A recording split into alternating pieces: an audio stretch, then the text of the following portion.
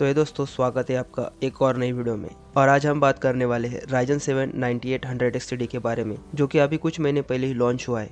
और देखते हैं प्रोसेसर हमें कैसी परफॉर्मेंस देता है in term of gaming, video editing या स्ट्रीमिंग। और इसका कंपैरिजन भी करेंगे इसके प्रीवियस जेन CPU Ryzen 7 7800 XTD के साथ।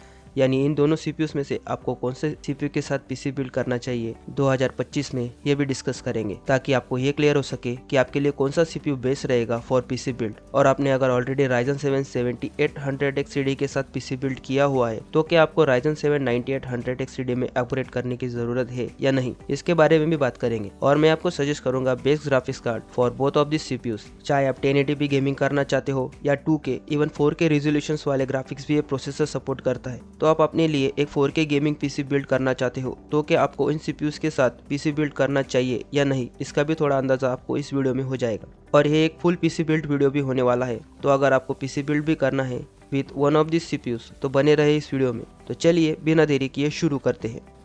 तो शुरू करें इन दोनों प्रोसेसर्स के कंपैरिजन के साथ। तो Ryzen 7 7800 XTD लॉन्च हुआ था जून 2023 में, यानी प्रोसेसर आता है 8 कोर एंड 16 थ्रेड्स के साथ। इस प्रोसेसर में हमें 4.2 GHz base clock and 5 GHz boost clock का सपोर्ट मिल जाता है with the help of overclocking. यानी प्रोसेसर आता है Gen 4 आर्किटेक्चर के साथ।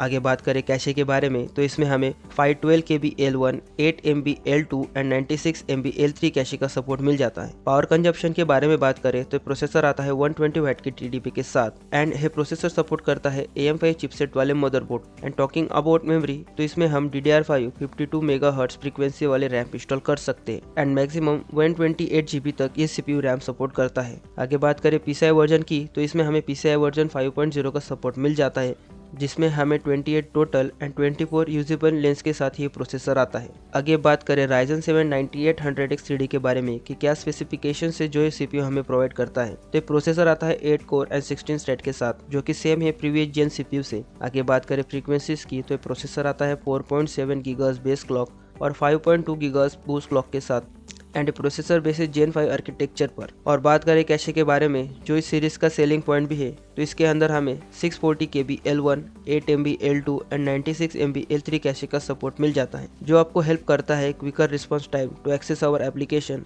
As quick as possible. Next was power consumption, तो प्रोसेसर आता है 120 वाट की TDP के साथ। ये बात करें सॉकेट के बारे में, तो प्रोसेसर सपोर्ट करता है AM5 चिपसेट वाले मदरबोर्ड। नेक्स्ट वॉज मेमोरी, तो प्रोसेसर सपोर्ट करता है DDR5 टाइप के RAM मॉड्यूल को और आप इसमें 56 MHz फ्रीक्वेंसी तक रैम इंस्टॉल कर सकते हो एंड ये प्रोसेसर सपोर्ट करता है 192 GB तक मैक्सिमम मेमोरी बैंडविड्थ को। आगे बात करें PCI वर्जन की, तो प्रोसेसर आता है PCI वर्जन 5.0 के साथ, जिसमें हमें 28 टोटल एंड 24 यूजेबल लेंस का सपोर्ट मिल जाता है। तो ये रहे टेक्निकल स्पेसिफिकेशन जो कि हमें Ryzen 7 9800 XTD में मिल जाते हैं। आगे बात करते हैं मदरबोर्ड के बारे में कि कौन सा मदरबोर्ड बेस्ट रहेगा फॉर दिस CPU। तो motherboard selection totally depends on your budget, लेकिन this CPU is very power consuming, तो एक अच्छा VRAM वाला मदरबोर्ड सिलेक्ट करना नेसेसरी हो जाता है जब आप ऐसे पावर डिमांडेड CPU के साथ PC बिल्ड कर रहे हो तब। और इस सिनेरियो के हिसाब से X सीरीज के motherboard is best for both of this CPUs।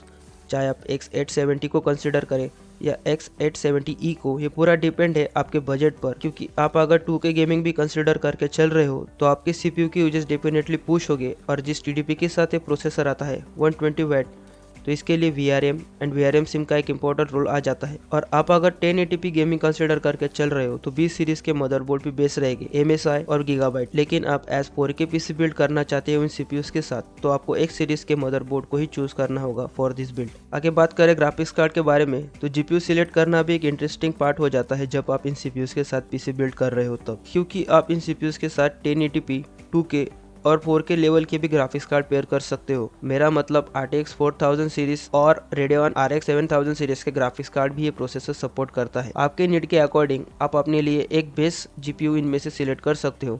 किस रिजोल्यूशन के लिए कौन सा ग्राफिक्स कार्ड बेस रहेगा, इसे हम कंक्लूजन वाले सेगमेंट में डिस्कस करेंगे।